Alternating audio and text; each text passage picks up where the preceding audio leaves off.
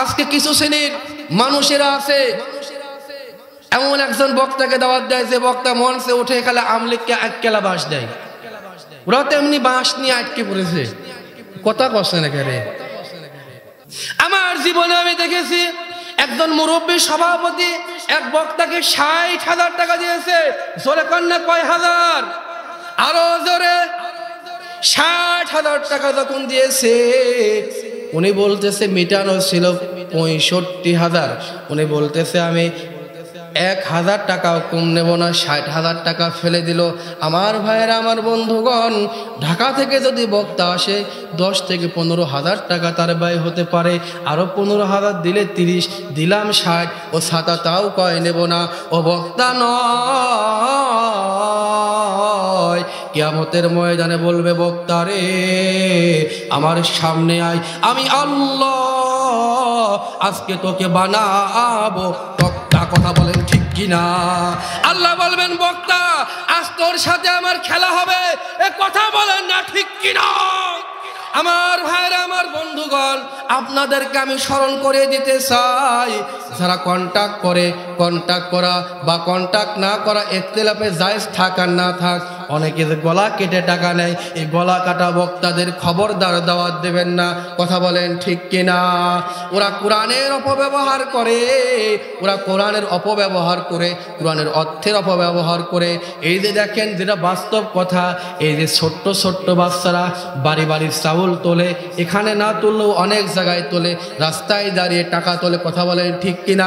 আমার ভাইরা, আমার বন্ধুগণ, কিছু নাস্তিকের বাচ্চারা আপনার কটাক্ষ করে বলেই ফেলে মাদ্রাসার ছাত্ররা ভিক্ষা করে, আর সেই টাকা বড় বক্তাদের দেয় যে ৮০,০০০, ১,০০,০০০ টাকা। কথা কন ঠিক কিনা? এগুলো সংস্কার করতে হবে। সংস্কার যখন চলছে, যারা দিনের প্রকৃত দায়ী ইলাল্লাহ, যারা প্রকৃত ওয়াউলিল আমর, যারা প্রকৃত ইন্নাল উলামা আল উলামা ওয়ারাসাতুল আম্বিয়া, এদেরকে দাওয়াত করতে হবে।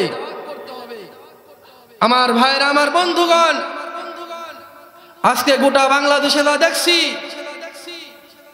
এটা কোরআনের মাহফিল হচ্ছে না। এই জন্য কোরআনের মাহফিলে বর্তমান লোক কম হচ্ছে। আমার ভাইরা, আমার বন্ধুগণ, আল্লাহ রাব্বুল আলামিন বলেছেন, বান্দারে তোমার চোখে সমস্যা হয়, তুমি ইয়া সালামু সালামু বলে যদি আমাকে ডাকো, ইয়া নূরু নূরু বলে যদি চোখে ফু নাও, আর কোরআনের একটি সূরা যা উম্মুল কোরআন, যা সূরাতুশ শিফা, সকল রোগের ওষুধ, যার নাম সূরা ফাতিহা, এই জিকির যদি তোমরা স্মরণ করো, আমি আল্লাহ রাব্বুল আলামিন তোমাদের সব রোগগুলাকে সারা দেব। জোরে কন্যা সুবহানাল্লাহ। এ বন্ধু, আর লম্বা বক্তব্য দেওয়ার সময় নাই। আল্লাহ রাব্বুল আলামিন কুরআনুল কারীমের মধ্যে চমৎকার করে জানিয়ে দিচ্ছেন, এই কোরআন আর এই কোরআন নামক জিকির হচ্ছে তোমাদের রোগের শেফা। জোরে কর না, কিসের শেফা? রোগের শেফা। আল্লাহ রাব্বুল আলামিন বলেন, দলিল নেন, ওয়া নুনাজ্জিলু মিনাল কুরআন মা হুয়া শিফাউ ওয়া রাহমাতুল লিল মুমিনিন।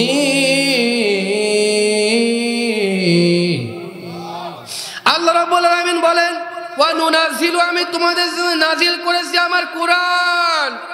বান্দা আমার কোরআন ধর, বইসে বইসে পড়। আমি আল্লাহ রাব্বুল আলামিন তোদের জন্য বানায় রাখছি আমার জান্নাতের মধ্যে ঘর। জোরে জোরে কন্যা সুবহানাল্লাহ। ওয়া নুনাজ্জিলু মিনাল কুরআন, আমি নাজিল করেছি কোরআন, মা হুয়া শিফাউ, রোগের আরোগ্যের জন্য। ও বান্দা, বান্দা তোমার যে সমস্যা হোক না কেন, যদি তোমার শারীরিক রোগ হয়, আর যদি তোমার কলবের দেশেও রোগ হয়, কলবের দেশে রোগ হয় কি হয় না? হয় কি হয় না? কলবেও রোগ হয়। আল্লাহ তাআলা সেই কথা বলেছেন, ফি কুলুবিহিম মারাদুন ফাজাদাহুমুল্লাহ আল্লাহু আকবার। আর মানুষের কলবের রোগ হয়, এই কলবের রোগ হওয়ার কারণেই তো অনেক আলেম জালেম হয়। কথা বলেন ঠিক কিনা? আমার ভাইয়ের, আমার বন্ধুগণ, এই মাহফিল থেকে দায়িত্বহীন কণ্ঠে বলতে চাই, আমি ওই ছোটখাটো একজন বক্তা। আমার বড় ভাই হাফেজ আব্দুল সালাম বিন ইউসুফ জানেন, কিছুদিন পূর্বে আপনার একজন বক্তাকে আমি ফোন দিলাম। ওই বক্তা বলতেছে আমার বড় ভাই হাফেজ আব্দুল সালাম বিন ইউসুফ সাহেবও জানে। আমি বললাম হুজুর, আপনি আমার এলাকায় এসেছেন, আপনাকে আমরা 20,000 টাকা হাদিয়া দিয়েছি, অমুক জায়গায় 30,000 দেব। উনি বলতেছে 35,000 দিতে হবে, আমার একটা ডেটই খালি আছে, তাও আগে দেবেন তাই যাবো। জোরে কন্যা সুবহানাল্লাহ। আমার জীবনে আমি দেখেছি একজন মুরব্বী সভাপতি এক বক্তাকে 60,000 টাকা দিয়েছে। জোরে কন্যা কয় হাজার? আরো জোরে। 60,000 টাকা যখন দিয়েছে, উনি বলতেছে মিটানো ছিল 65,000। উনি বলতেছে আমি 1,000 টাকাও কম নেব না, 60,000 টাকা ফেলে দিল। আমার ভাইয়েরা, আমার বন্ধুগণ, ঢাকা থেকে যদি বক্তা আসে 10 থেকে 15,000 টাকা তার ব্যয় হতে পারে। আরও 15,000 দিলে 30, দিলাম 60, ও ছাতা তাও কয় নেব না। ও বক্তা নয়, কিয়ামতের ময়দানে বলবে বক্তা রে আমার সামনে আয়, আমি আল্লাহ আজকে তোকে বানাবো বক্তা। কথা বলেন ঠিক কিনা? আল্লাহ বলবেন বক্তা আজ তোর সাথে আমার খেলা হবে, এ কথা বলেন না ঠিক কিনা? আমার ভাইরা, আমার বন্ধুগণ, আপনাদেরকে আমি স্মরণ করে দিতে চাই, যারা কন্টাক্ট করে, কন্টাক্ট করা বা কন্টাক্ট না করা ইখতিলাফে জায়েজ থাক আর না থাক, অনেকে যে গলা কেটে টাকা নেয়, এই গলা কাটা বক্তাদের খবরদার দাওয়াত দেবেন না। কথা বলেন ঠিক কিনা? ওরা কোরআনের অপব্যবহার করে, ওরা কোরআনের অপব্যবহার করে, কোরআনের অর্থের অপব্যবহার করে। এই যে দেখেন, যেটা বাস্তব কথা, এই যে ছোট্ট ছোট্ট বাচ্চারা বাড়ি বাড়ি চাউল তোলে, এখানে না তুললেও অনেক জায়গায় তোলে, রাস্তায় দাঁড়িয়ে টাকা তোলে। কথা বলেন ঠিক কিনা? আমার ভাইরা, আমার বন্ধুগণ, কিছু নাস্তিকের বাচ্চারা আপনার কটাক্ষ করে বলেই ফেলে মাদ্রাসার ছাত্ররা ভিক্ষা করে, আর সেই টাকা বড় বক্তাদের দেয় যে 80,000 1 লক্ষ টাকা। কথা কোন ঠিক কিনা? এগুলো সংস্কার করতে হবে। সংস্কার যখন চলছে, যারা দিনের প্রকৃত দায়ী ইলাল্লাহ, যারা প্রকৃত ওয়াউলিল আমর, যারা প্রকৃত ইন্নাল উলামা আল উলামা ওয়ারাসাতুল আম্বিয়া, এদেরকে দাওয়াত করতে হবে। আমার ভাইরা, আমার বন্ধুগণ, আজকে গোটা বাংলাদেশে যা দেখছি, এটা কোরআনের মাহফিল হচ্ছে না। এই জন্য কোরআনের মাহফিলে বর্তমান লোক কম হচ্ছে। এই সমস্ত বক্তাদের উপরে আল্লাহর গজব পড়বে। শুধু তাই নয়, আপনি দেখেন আজকে কিছু শ্রেণীর মানুষেরা আছে, এমন একজন বক্তাকে দাওয়াত দেয় যে বক্তা মঞ্চে উঠে খালে আমলিককে আটকেলা বাঁশ দেয়। ওরা তেমনি বাঁশ নিয়ে আটকে পড়েছে। কথা কষ্ট না রে, ওদের পায়ের তলে এমনি মাটি নাই, রসুলের মক্কা বিজয় এমনি এমনি হয় নাই। আমার ভাইয়েরা, আমার বন্ধুগণ, রসুল্লাহ আমার এক ইহুদির বাগানে চলে গেলেন কাছে। হাসান হুসাইন এসেছে, নানা যান 3 দিন খায় না গো নানা, তোমার মেয়ের নামে বিচার দিতে এসেছে। রসুল আমার ওই হাসান হুসাইনের চোখের পানি দেখে, তাদের চোখের পানি দেখে, মুখটা শুকনা দেখে রসুল আমার মুহূর্তের মধ্যে সিদ্ধান্ত গ্রহণ করলেন, আমার হাসান হুসাইন যেহেতু না খাওয়া, আমি রসুলও না খাওয়া, তারপরও আমি ইহুদির বাগানে কাজ করব। দেখুন বক্তারা কি আর রসুল কি, এরাই বলে মনসে, খেয়ে না খেয়ে দিন প্রসারের কাজে নিজেকে দিয়েছ বিলিয়ে। কথা কন ঠিক কিনা? বলে কি বলে না? বলে এত টাকা হবে কি, কাফনের তো পকেট নাই, তোমার 80,000-এর 75,000 হলে তুমি এমন করো কেন? রসুল আমার চলে গেছে ইহুদের খেজুরের বাগানে, রসুলের সাথে কন্টাক্ট হয়েছে। 100 বালতি পানি তুলে দিলে রসুলকে আপনার মনে করেন 1 কেজিটা খেজুর দেবে, 1 কেজি খেজুর দেওয়া হবে। ওদিকে রসুলের নাতি হাসান হুসাইন না খাওয়া, রসুল আমার কুয়ার ভিতর থেকে পানি তুলছে। 1 বালতি হয়, 10 বালতি হয়, 50 বালতি হয়, 80 বালতি হয়, 90 বালতি হয়। যেই 95 বালতি হয়ে গেছে, পিরায় শেষ, তখন রসুলের সাথে সাথে ওই বালতিটা কুয়ার মধ্যে পড়ে গেছে। কন্যা আল্লাহু আকবার।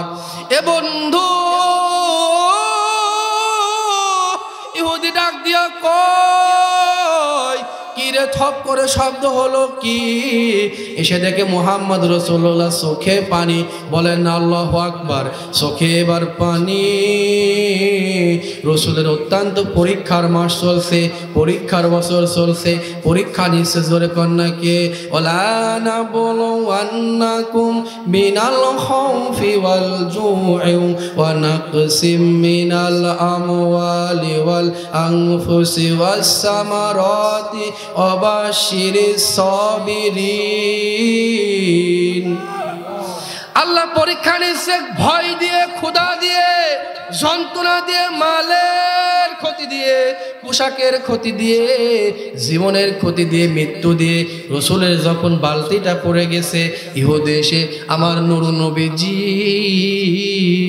যার চোখের মধ্যে ছিল টানা টানা চোখ, যার আয়েশা বলেন যার বাবরি চুলের মধ্যে গোটা পৃথিবীর মানুষের চুলের সৌন্দর্য ছিল, এ বন্ধু